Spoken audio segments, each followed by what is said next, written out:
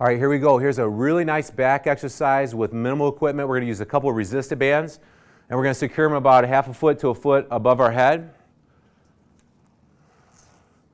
And we're going to get away from where they're secured at.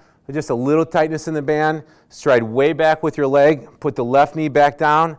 Lean forward. Get a nice stretch between the shoulder blades. Lean back. And drive your elbows through the floor. 2 and 1. Big breath in. Lean back. Look up. 2 and 1. That's real intense. I got a little too much tension, so I'm going to scoot closer to the base. Big breath in. 2 and 1. 2 and 1. Nice stretch. Big breath in. Sit up tall. Exhale. 2 and 1. A nice visualization on any back movement is to try and forget that you have a forearm or a hand and just open your posture up and drive your elbow through the floor behind you. 2 and 1. That way you won't feel the forearm and the hand so much. Big breath in. 2 and 1. Several variations here. And 5. 4. Makes it more of a core movement. 3, 2, 1. And give me 5 little quarter pulses here. And 5, 4, 3, 2. And extra slow. 5-second negative. 4, 3. Mid-range of motion. You can do some more pulses. The only thing that limits you in unique techniques at the end is your imagination. And it feels really good. If it feels good, do it. If it doesn't feel good, don't duplicate it the next time.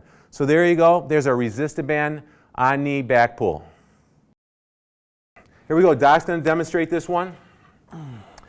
So he's going to scoot a little bit closer together. These are 2 bands. Man. These are our thick bands and our medium bands. 2. So they're real powerful. Good. Good job, Doc. He's opening up his posture. His sternum's nice and tall. No forearm, no hand. Just drive your elbow through the floor behind you. Very nice. Does it matter which leg you're kneeling on? I don't think so.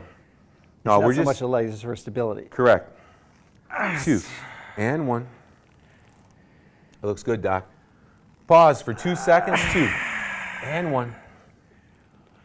This is great for the back. A little bit of biceps, too. Pause. 2 and 1. Anytime you work back muscles, your biceps are in the middle, and they're going to have to contract slightly.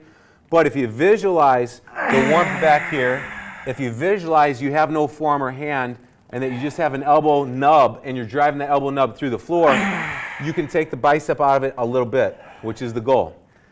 All right, Doc, let's do 3 more. 2 and 1. Excellent. And your lower back is working isometrically to create good posture here. And 2 and 1. All right, Doc, here we go. Big breath in and drive. All right, Doc, here we go. Right, left, right. Not too fast. Not too fast. That's good. 3. Good. Come on. 2 and 1. And hold them back there. All right, come on. Here we go. 4 little pulses. 3, 2. Atta boy. Nice. And hold it. And good posture, chest up, and slowly let it lengthen out, nice and slow. And relax. Good. Excellent. While Doc gets his breath, I'll throw a couple of takeaways on this one. Because Doc said, can you stand up? Yeah, you can stand up. And then what I think that does is it allows you to focus on the thick muscles of the back less, but more your balance and your posture muscles in your core. So there's nothing wrong with that, but it's just different. So the first one with your knees, one knee on the floor, you have more of a sturdy base. How about you do a compromise where you go down like this, you're down like that, where you're still, you get a little balance in there. That'd be good. Or even like this, because you're down in a crouch. I like all 3 of them. Yeah. I like all 3 of them, but at least once a week I'd really like, because the back muscles are so important because we don't see them, we don't work them, and our chest closes up and our tension throughout the day sort of closes up. And last thing we want in our 40s, 50s, 60s, and 70s is to not be able to have those strong posture muscles. So I would rather focus on the big, deep, thick muscles of the back once a week for sure. And then if I get everything in, then maybe experiment with some of that other stuff. And how do you compare this versus taking a heavy weight on the floor and just coming up like this? That's a great movement, but this ranks right up there, I believe. Which one do you like better? one arm dumbbell row Yeah, on the right, floor. right. I probably would like that one a little bit better. Yeah. But if you don't have dumbbell and you just got a resist band, obviously this this is a second really good exercise that can really get into the deep, thick muscles of the back. Okay.